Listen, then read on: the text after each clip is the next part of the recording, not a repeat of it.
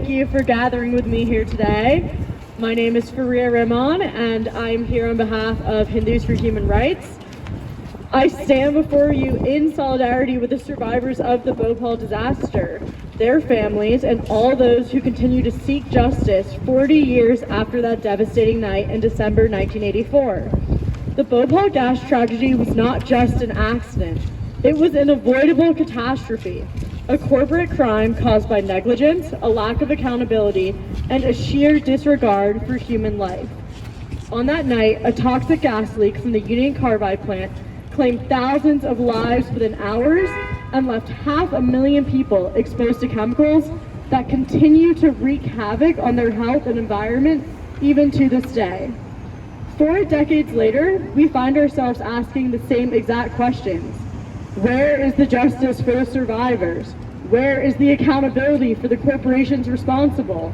And why has the Indian government failed to provide adequate support, compensation, and long-term solutions for those affected? This is not just an issue of justice delayed, it is justice denied.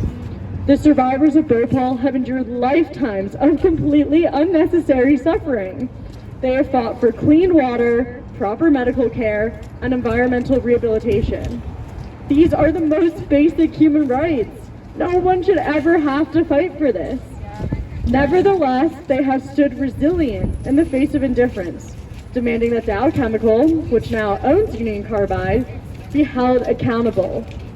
Yet, they've been met with broken promises and empty gestures, time and time again. We must remember that the Bhopal disaster is not an isolated incident.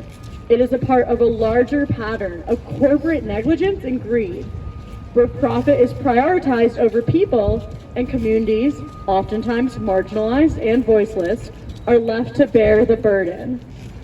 Here at Hindus for Human Rights, whether we're devoutly Hindu, a secular Hindu, or like me, not Hindu at all, one thing is always true. We will always fight to uphold the values of truth, justice, and compassion. It is our sacred duty as human beings to stand with those who have been wronged, to amplify their voices, and to demand that those in power, both in the corporate world and in the government, act with integrity and accountability. To the Indian government, we say this: do not forget the people of Bhopal. Do not allow their cries for justice to go unheard. Provide them with the support they need to rebuild their lives.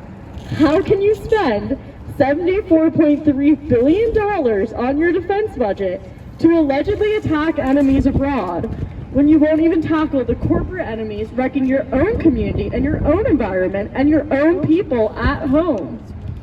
It is absolutely key to enforce stricter regulations to ensure that no community ever suffers such a tragedy like this again. It is the duty of the Indian government to hold Dow Chemical accountable for the irreversible damage that they have caused. To everyone gathered here today, thank you for keeping the memory of Bhopal alive. Let us honor the victims and survivors by continuing the fight for justice. Let us ensure that their suffering was not in vain, and let us continue to commit ourselves to creating a world where human life and human rights are valued above all else. Thank you.